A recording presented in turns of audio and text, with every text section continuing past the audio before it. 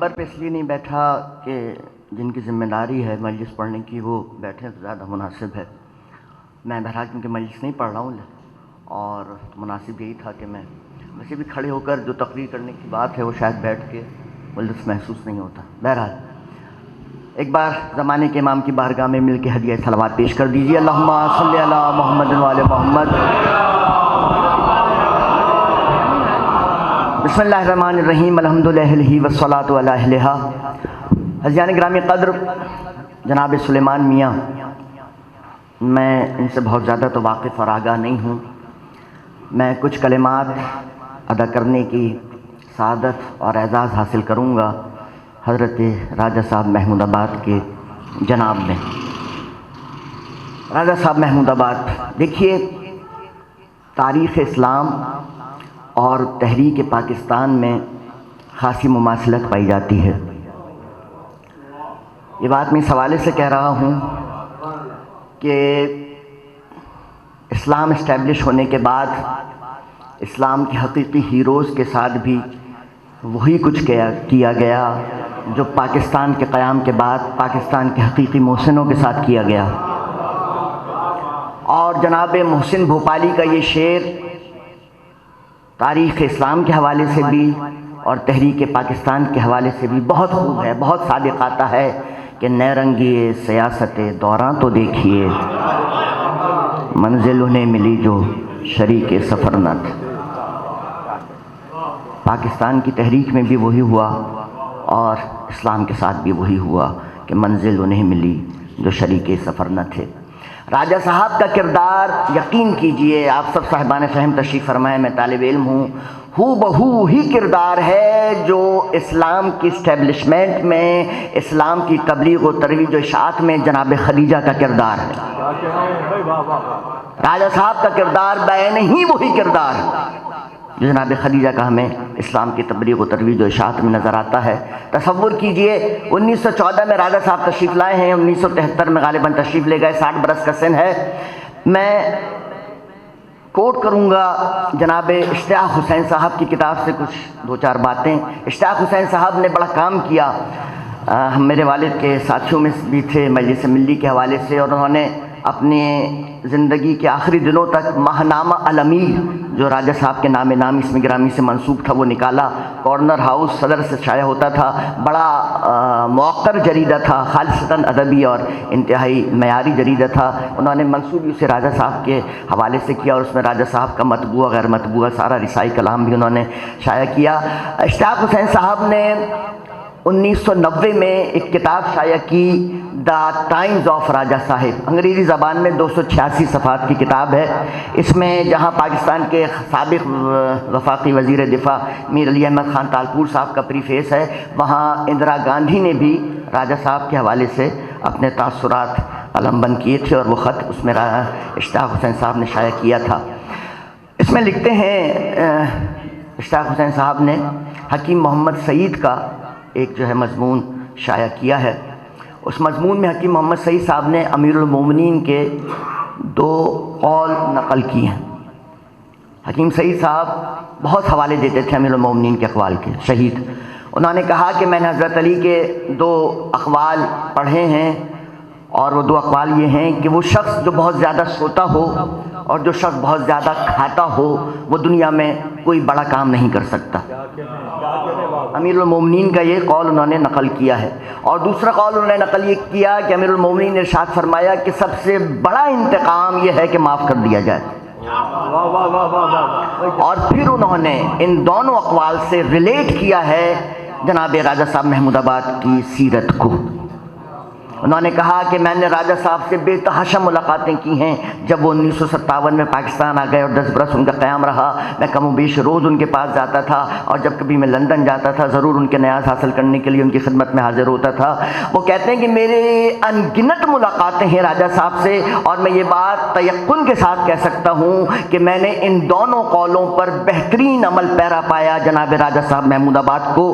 میری ان گنت ملاقاتیں ہیں، میں نے اپنی کسی ملاقات میں راجہ صاحب کو کھاتے ہوئے نہیں دیکھا، اور کبھی ایسا نہیں ہوا کہ میں وہ وہاں گیا ہوا ہوں اور یہ پتہ چلا ہو کہ راجہ صاحب آرام کر رہے ہیں یا سو رہے ہیں۔ جو لوگ اتنا کم کھاتے ہوں اور اتنی کم نیند لیتے ہوں وہی یقیناً راجہ صاحب جیسے عظیم کام کر سکتے ہیں۔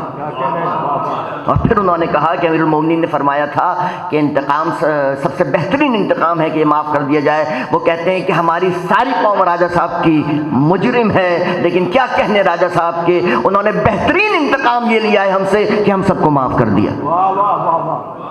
بڑے آدمی کا انداز خراج عقیدت بھی بڑا ہی ہوتا ہے، منفرد ہوتا ہے۔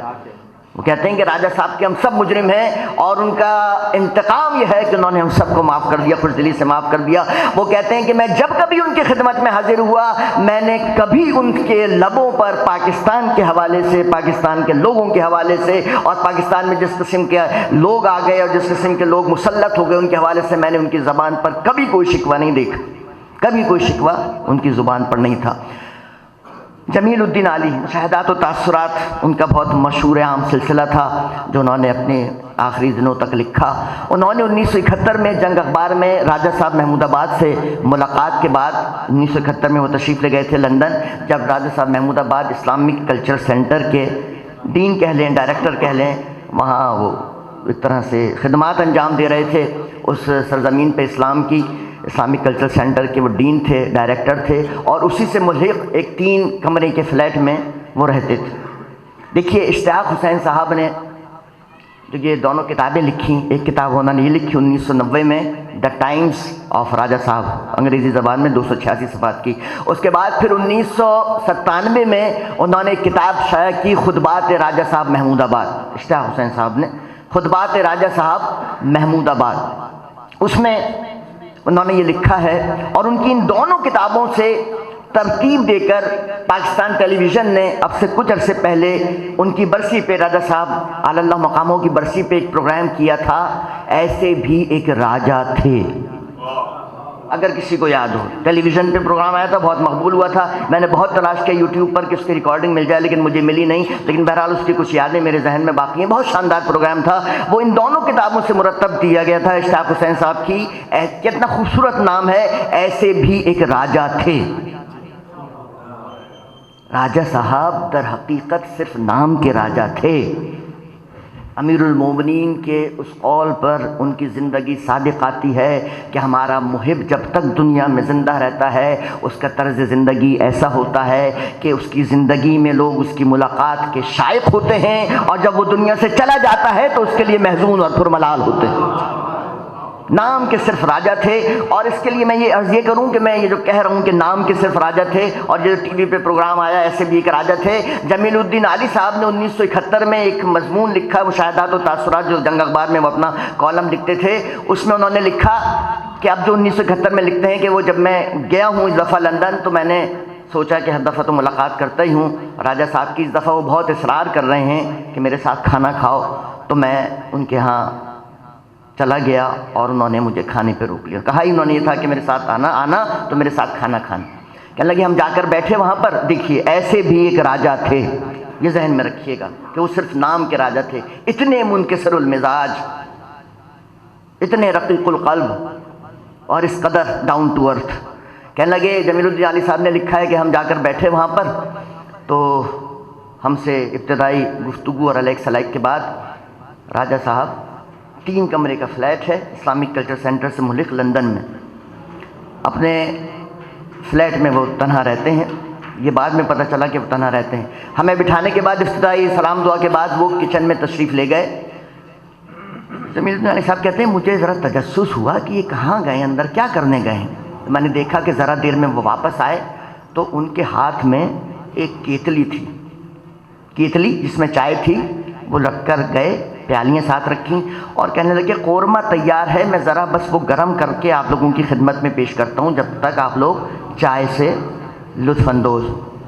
جمیل الدین علی کہتے ہیں، لکھا ہے انہوں نے مشاہدات و تاثرات، دسمبر 1971 میں جنگ میں شائع ہوا، ان کا میں زمین میں شرم کے مارے گڑ گیا کہ یہ راجہ صاحب محمود آباد ہیں، کیونکہ میں سمجھ رہا تھا کہ اگر 10-15 نہیں تو 2-4 نوکر تو اس قسم پرسی کے عالم میں بھی ان کے ساتھ ہوں گے جو ان کی خدمت کر رہے ہوں گے، لیکن وہ خود میرے لیے چائے لے کر آ رہے ہیں اور کہہ رہے ہیں قورمہ تیار ہے، بس تھوڑی دیر آپ بیٹھیں تو میں آپ کے لیے گرم کر کے لاؤں گا۔ لیکن مجھے یقین نہیں آ رہا تھا کہ یہ راجہ ہیں، تو کہنے لگے جب مجھ سے برداشت نہیں ہوا اور آ کر میرے ساتھ بیٹھے تو میں نے کہا کہ راجہ صاحب یہ آپ جب عالم مسافرت میں ہیں تو کیا یہ کھانا پکانا، یہ چائے بنانی کیا اس دور کی یادگار ہیں، اس وقت آپ نے سیکھ لیا؟ تو کہنے لگے ایک دیکھیے راجہ صاحب نے جو مجھے جواب دیا وہ اپنی جگہ بہت شاندار جواب تھا۔ کہنے لگے انہوں نے کہا نہیں علی میاں کہہ رہے تھے اس وقت، ظاہری بات ہے، نہیں علی میاں بات یہ ہے کہ جب ہم نے تحریک پاکستان شروع کی تو ہم سمجھتے تھے کہ کوئی یہ پھولوں کی سیج تو نہیں ہے، یہ کانٹوں کا بستر ہے۔ تو آپ جو یہ سمجھ رہے ہیں کہ آج ہم نے چائے بنانی سیکھ لی لندن میں مسافرت کے اس عالم میں، آج ہم نے کھانا پکانا سیکھ لی، ایسا نہیں ہے۔ ہم تو جب محمود آباد کے راجہ تھے اور جب تحریک پاکستان میں ہم نے قدم رکھا تو برے وقت سے نبٹنے کے لیے، برے حالات سے نبرد آزما ہونے کے لیے 3-4 کھانے تو ہم اس وقت بھی بنا لیا کرتے تھے جب ہم محمود آباد کے راجہ تھے۔ ایسے ہوں تو انہیں علی کا نوکر کہنا زیب دیتا ہے۔ درود بھیجے محمد والے محمد۔